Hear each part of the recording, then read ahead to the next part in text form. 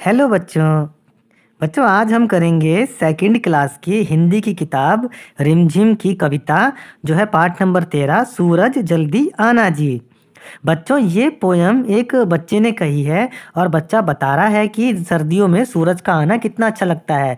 तो वो सर्दी में सूरज को बुलाता है क्योंकि ठंड हो जाती है, कोहरा हो जाता है, उन सबको ख़त्म करने के लिए सूरज को बुलाया जा रहा है। तो चलिए शुरू करते हैं पोयम।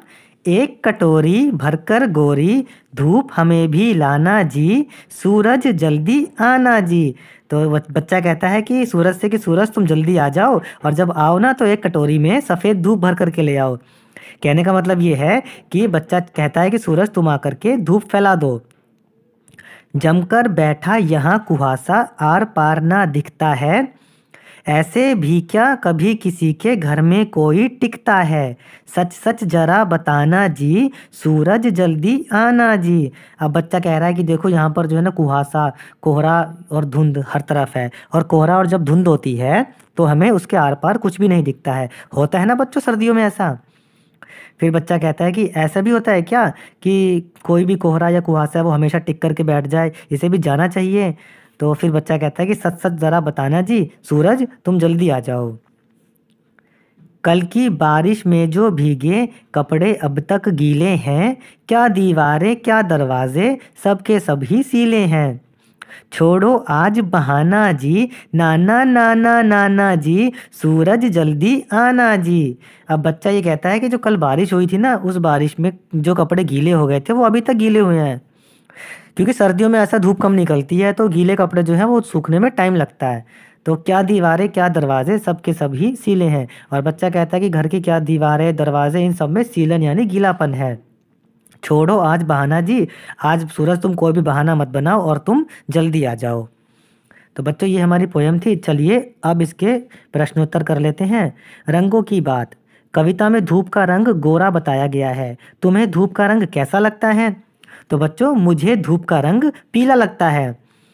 धूप कब नहीं सुहाती? ऐसा मौसम कौन सा होता है जिसमें धूप बिल्कुल नहीं सुहाती, यानी ऐसे कौन से मौसम में धूप बिल्कुल भी अच्छी नहीं लगती? तो बच्चों गर्मी के मौसम में धूल बिल्कुल भी अच्छी नहीं लगती, क्योंकि उसमें हमें गर्मी लगती है और पसीना आता है। और तब तुम धूप से बचने के लिए क्या क्या करती हो? जैसे गर्मी में धूप से बचने के लिए क्या क्या करते हो आप? हम छाता लेकर जाते हैं, शाम के समय घर से निकलते हैं, पूरी बाजू के कपड़े पहनते हैं, धूप से बचने वाला चश्मा लगाते हैं और छाया में चलते हैं। अब देखिए शब्दों का मेल।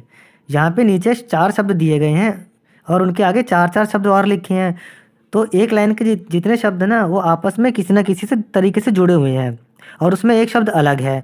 आपको ना वो अलग शब्द निकालना है और उस पे गोला बना देते हैं। चलो जैसे पहली लाइन में देखिए बारिश है, फिर आगे 4 शब्द हैं पानी, गीला, बादल और पटना। तो बारिश से मिलते जुलते शब्द जो है वो है पानी, गीला, बादल, और पटना जो है ना ये अलग है क्योंकि पटना एक शहर का नाम है। तो पटना पे हमने गोला लगा दिया।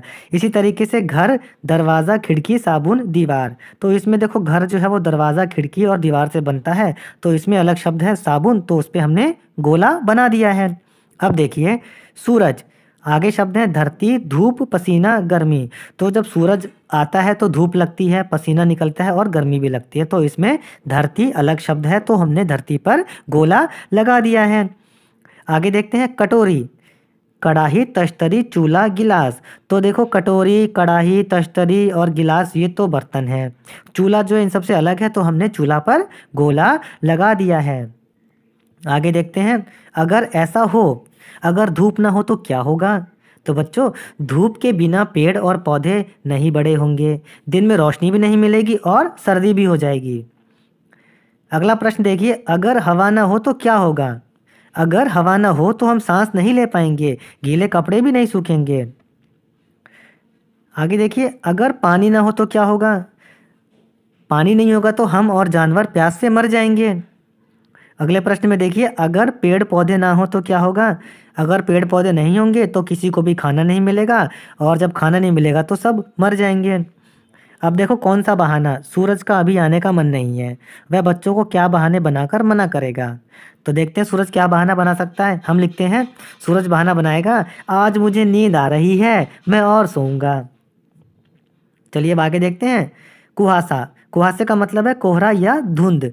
कोहरा किस मौसम में छा जाता है? तो बच्चों कोहरा सर्दी के मौसम में छा जाता है। आगे देखिए, सूख जा भाई सूख जा। मान लो कल स्कूल से घर आते हुए तुम तेज बारिश में भीग गई, तुम इन्हें कहाँ सुखाओगी? तो आपको ये लिखना है कि आपकी ये चीज़ें जैसे कमीज, बस्ता और जूते ये भीग जाते हैं, तो आप इन्हें सुखाएंगे तो कितने समय में सूखेंगी ये? तो कमीज जो है ना वो सूख सकती है 1 दिन में, बस्ता जो मोटा होता है वो सूखेगा 2 दिन में, और जूते भी 2 दिन में सूख जाएंगे। आगे देखिए, फर्क पहचानो, फीता और फीका, ये 2 शब्द दे रखे हैं और दोनों शब्दों में अंतर है ना, इन्हें बोला भी अलग अलग तरीके से जाता है।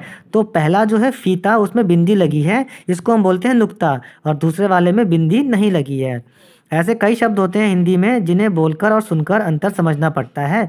यहाँ पर नीचे शब्द दे रखे हैं, आपको उनको पढ़ना है और अपनी तरफ से एक एक शब्द फिर खुद भी लिखना है। तो चलिए करते हैं। पहली लाइन में देखते हैं, काफ़ी, सफ़ेद, तारीफ, हमने एक शब्द लिखा है फ़ायदा। दूसरी तरफ देखते हैं, फिर, फैलना, फटना, और एक शब्द हमने लिख दिया फल। तो बच्चों ये हमने पाठ नंबर 13 कविता का प्रश्नोत्तर भी कर लिए हैं और कविता का पाठ भी कर लिया है। आपको अगर ये वीडियो अच्छा लगा हो तो आप हमारे चैनल पढ़ो इंडिया को सब्सक्राइब करें और वीडियो को शेयर और लाइक करें।